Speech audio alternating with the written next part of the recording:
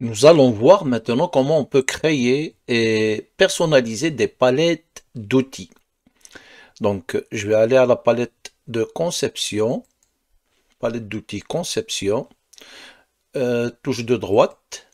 Comme vous pouvez le remarquer, il y a des groupes de palettes qui sont conception, document, détail, visualisation. OK?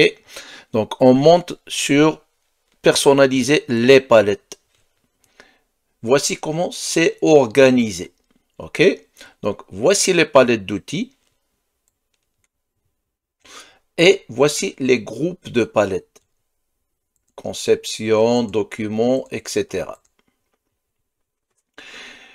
Exemple, moi, j'ai rajouté les garde-corps, l'escalier, le mur rideau qui n'existaient pas. Et je vais vous montrer comment on peut les créer. Je vais ouvrir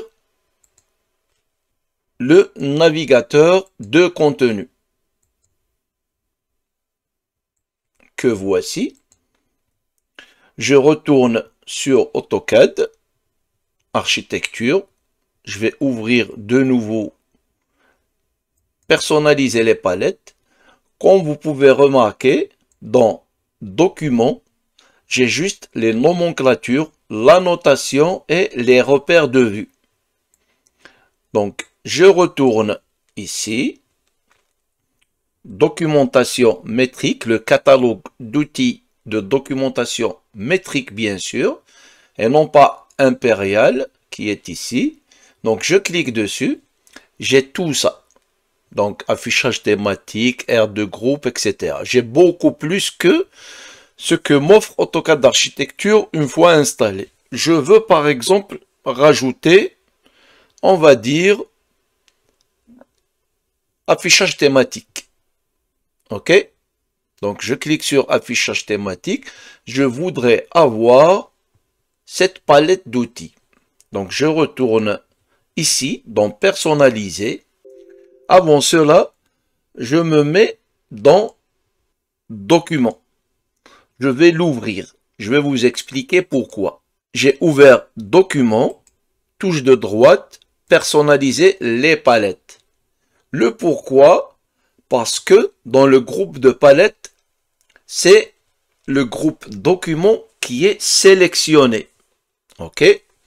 Vous allez comprendre le pourquoi. Je viens ici, je crée ma palette d'outils. Nouvelle palette.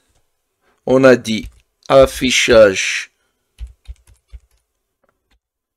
thématique. OK. Comme vous pouvez le remarquer, elle est créée ici et automatiquement elle se met dans le groupe de palettes qui est déjà activé. Le voici, il se met au début. OK? Donc, c'est pas la peine que je lui fasse un glisser, déposer. Mais sinon, vous auriez pu, c'est-à-dire si vous vous êtes trompé d'endroit, vous auriez pu faire juste un glisser.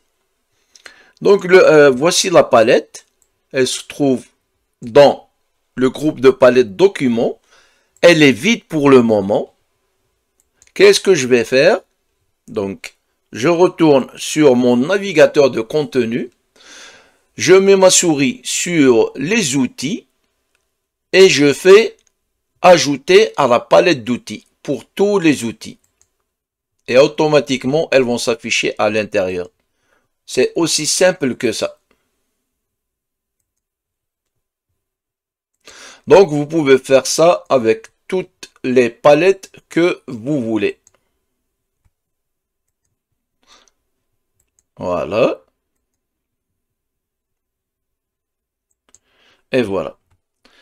Supposons que je veux rajouter dans la même palette cette palette d'outils R et groupe de zones. Donc, je viens ici, dans le vide, avec un clic droit, je rajoute un séparateur. Ajouter un séparateur. Et je vais rajouter un titre. R et groupe de zones. Touche de droite. Ajouter du texte. R et zone de groupe.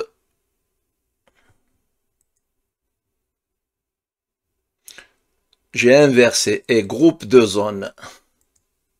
Donc, c'est facile, je renomme.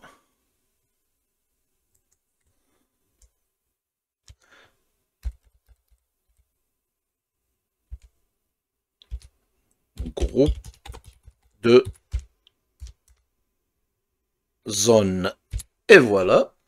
Et la même chose, je retourne sur mon navigateur de contenu et je fais un ajouter à la palette d'outils pour tous les outils dont j'aurai besoin. C'est aussi simple que ça. Avant de commencer à modéliser, je vous donne une autre astuce pour être rapide dans le choix des outils de conception. Exemple, quand je clique sur l'outil mur, je viens dans la palette d'outils, il me donne standard uniquement, un seul type.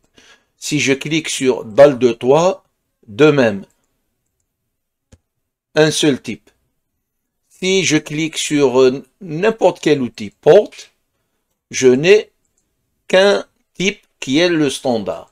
Si je veux avoir tous les outils dont j'ai besoin rapidement, donc je pars dans le navigateur de style, j'ouvre le navigateur de style, exemple ici, dalle de toit. Donc je sélectionne celle que j'aimerais utiliser. Exemple, je vais utiliser elle. Je clique dessus. Donc, je fais échappe. Comme vous pouvez le voir, il y a une coche dessus. Ça veut dire qu'elle est déjà dans le fichier. Si je choisis par exemple l'outil mur et je veux utiliser brique creuse, lui, donc je clique dessus, je fais échappe et il va être sélectionné. Donc brique creuse, ok. Donc si je clique sur l'outil mur, je viens ici. Comme vous pouvez le remarquer, il a été rajouté à la liste des types à utiliser. Si je retourne dans dalle de toit, je trouve le dernier que j'ai sélectionné, dalle de toit. Comme ça, par exemple, si je sélectionne l'outil dalle de toit, je veux créer une dalle directement, soit standard, soit ce type, dalle de toit ardoise avec un isolant. Donc, je le dessine, il me le donne directement. Et voilà.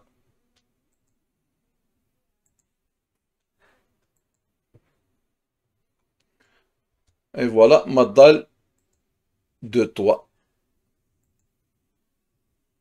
Et voilà, tout simplement.